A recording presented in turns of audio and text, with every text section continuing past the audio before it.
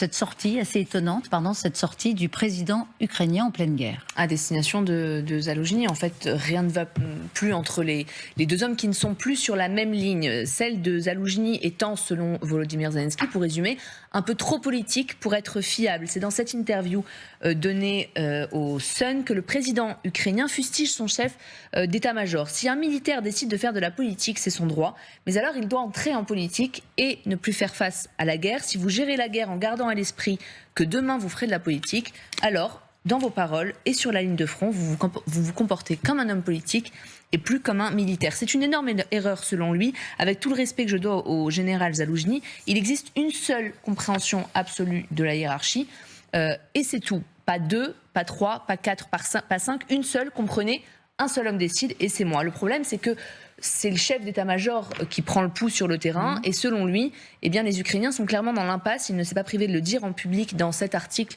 de The Economist, c'était il y a quelques jours, tout comme lors de la Première Guerre mondiale, nous avons atteint un niveau technologique qui nous met dans une impasse. Il a affirmé en fait que pour sortir de cette impasse, il fallait progresser technologiquement, il fallait avoir une meilleure guerre électronique pour notamment détecter des roquettes entrantes. Selon lui, même la percée que tous attendent n'arrivera probablement jamais. Tôt ou tard, nous nous rendrons compte que nous n'avons tout simplement pas suffisamment d'hommes pour nous battre.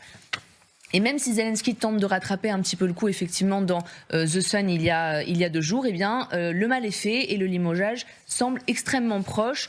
En tout cas, le limogeage semble de proche. Zaloujny, effectivement, parce que, à en croire cet article publié dans le Times fin octobre, eh bien, Zelensky, qui est décrit d'abord comme un homme extrêmement seul, serait prêt à opérer des changements majeurs dans la stratégie militaire, voire un remaniement, je cite, de grande ampleur dans l'entourage très proche du président.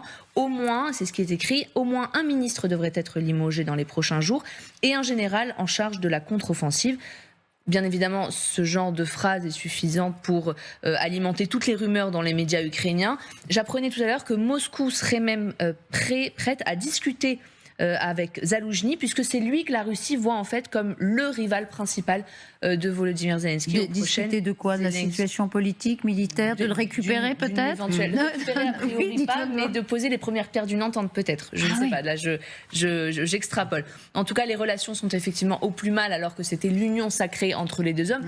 Pas plus tard qu'il y a quelques mois, à la fin de l'été. Là par exemple, ce sont des images qui datent de fin juillet, à l'anniversaire de Valéry Zaloujny. Les deux hommes semblaient s'entendre parfaitement bien et ne parler à ce moment-là encore que d'une seule voix. Très intéressant. Déclaration de rupture ou pas, Général Norlin, ce qu'a dit le président Zelensky? La réaction du président Zelensky, elle n'est pas du tout étonnante, parce que ça fait déjà plusieurs mois qu'il est victime, si je puis dire, d'une tentative de déstabilisation. Alors une déstabilisation certainement conduite par les Russes, et j'imagine que tous les trolls russes ont monté une campagne de désinformation vis-à-vis de Zelensky pour essayer justement de semer le trouble dans l'opinion non seulement interne à l'Ukraine, mais aussi dans l'opinion occidentale. Voilà. Et puis ensuite, effectivement, il y a la déclaration du général Zaloujny qui est quand même Alors, c'est quand même assez curieux. Celle de The Economist. Mais par exemple, je vous lis ça. Si un militaire décide de faire de la politique, c'est son droit, alors il doit entrer en politique et alors il ne peut pas faire face à la guerre. Il n'y a pas un mot à enlever. Non. Ça, c'est une déclaration qu'on ne peut pas... On a connu ça en d'autres temps, vous savez. Rappelez-nous. C'était le complot, les généraux au moment de la guerre d'Algérie. C'était au moment du complot des généraux au moment de la guerre d'Algérie, où évidemment, ils ont cherché à prendre le pouvoir. Mais ce qui est plus étonnant, c'est quand il met en cause nommément le général Zaloujny. Claude Blanche-Maison. Moi, j'ai été très choqué par l'interview du général Zaloujny il y a une vingtaine de jours dans The Economist. Et en effet, c'est normal que le général Zaloujny fasse rapport à son président pour dire nous sommes dans une impasse et face à un diagnostic militaire. Mais qu'il aille publier ça dans un journal d'influence qui est publié à Londres, que tous les décideurs occidentaux lisent, c'est effectivement une trahison. Et il est clair que dans un pays organisé comme le nôtre, par exemple, il n'aurait plus été chef d'état-major 2 jours plus tard. Si, à mon avis, Zelensky ne l'a pas démis immédiatement, c'est parce que Zaloujny est trop puissant. En effet, il est populaire, il est très populaire, peut-être plus que Zelensky. Et nos amies ukrainiennes qui sont assez souvent sur nos plateaux nous disaient mais pas du tout, vous exagérez, ils sont d'accord, c'est un jeu, etc. Je ne le crois pas. Ça n'est pas un jeu d'aller publier dans un journal britannique d'influence un désaccord total et de démoraliser aussi ses troupes en disant on est dans une impasse. On est dans une impasse. Il allait beaucoup plus loin, Zaloujny d'ailleurs. Il disait nous ne pourrons vaincre que s'il y a une invention technologique du même niveau que l'invention de la poudre par les Chinois. Eh bien lui, il n'a pas inventé la poudre. Ah bah carrément. Je ne sais pas s'il n'a pas inventé la poudre, parce que pas inventer la poudre, ça veut dire qu'il est un peu bêta. Non, il l'a peut-être inventé, mais il l'a utilisé de façon à se faire limoger, à votre avis, logiquement. Alors, après, est-ce qu'il va être bientôt limogé? Je vais demander à Galia dans un instant, mais qu'est-ce que vous en pensez? Je ne sais pas, mais je peux dire une chose. En tout cas, c'est qu'on a un débat. Pardon, Galia. Je crois qu'il y a Galia qui parle, oui. Galia, alors, allons-y, Galia, qu'en pensez-vous? Est-ce que d'abord Poutine est derrière cette affaire? Écoutez, c'est tout à fait possible, parce qu'on sait maintenant que pratiquement une opération Maïdan 3 a été lancée par les services secrets russes, dont l'objectif est de renverser Zelensky. Donc, il se peut que dans l'entourage de Zaloujny, il y a des gens qui sont infiltrés et qui l'ont poussé à faire des déclarations, soi-disant pour obtenir, que Zelensky l'écoute, parce que la principale différence entre les deux, c'est que la conception de Zaloujny depuis très nombreux mois est d'économiser les troupes. On sait que les Russes ont un potentiel plus grand que les Ukrainiens, beaucoup plus grand que les Ukrainiens, pour lancer des forces fraîches dans les batailles, alors que l'Ukraine, qui a pratiquement 3,5 fois moins de population, n'a pas autant de réserves et il y a, comme on sait, beaucoup de morts, beaucoup de blessés, même si on ne possède pas les chiffres exacts.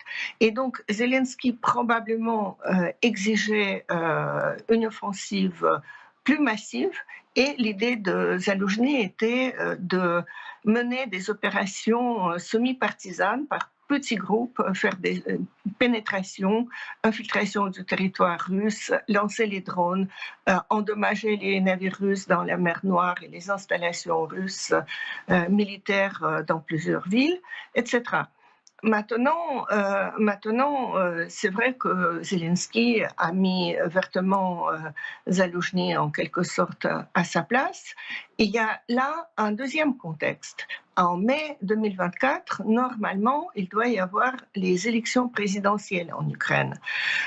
Zelensky a déjà dit qu'il n'y aura pas d'élection parce que la Constitution permet de ne pas faire d'élection en temps de guerre.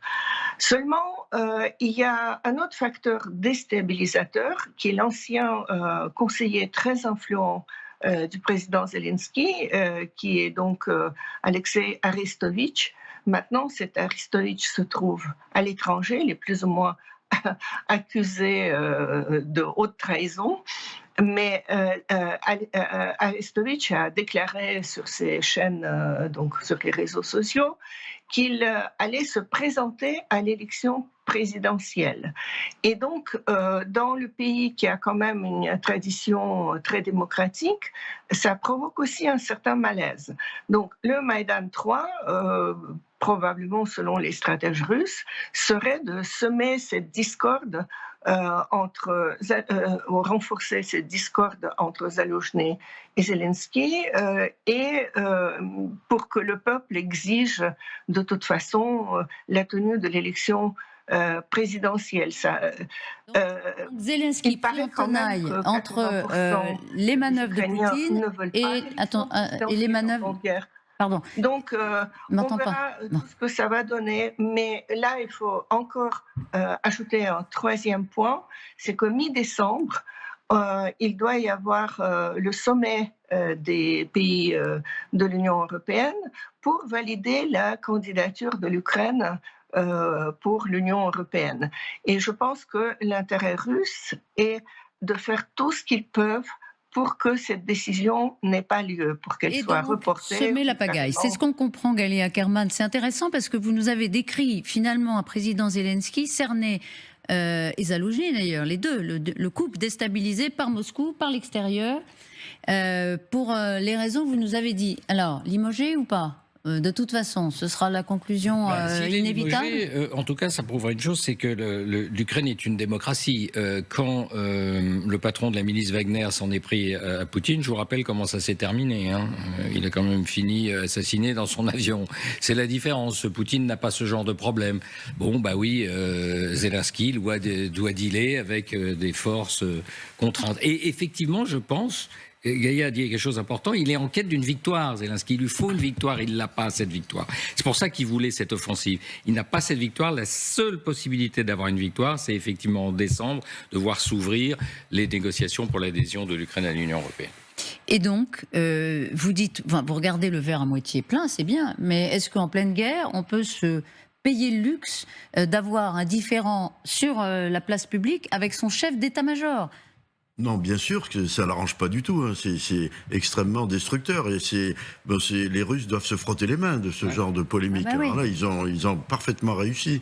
Donc voilà. Pour Zelensky et pour le pouvoir politique, c'est pas tolérable d'avoir son chef d'état-major des armées qui vient critiquer ouvertement la politique qui est suivie, la stratégie qui est suivie. Donc c'est vraiment presque un coup de poignard dans le dos. Alors au début, on a dit ah oui, mais c'est pour demander plus de technologie de la part des Occidentaux. Mais en fait, il y a derrière tout ça.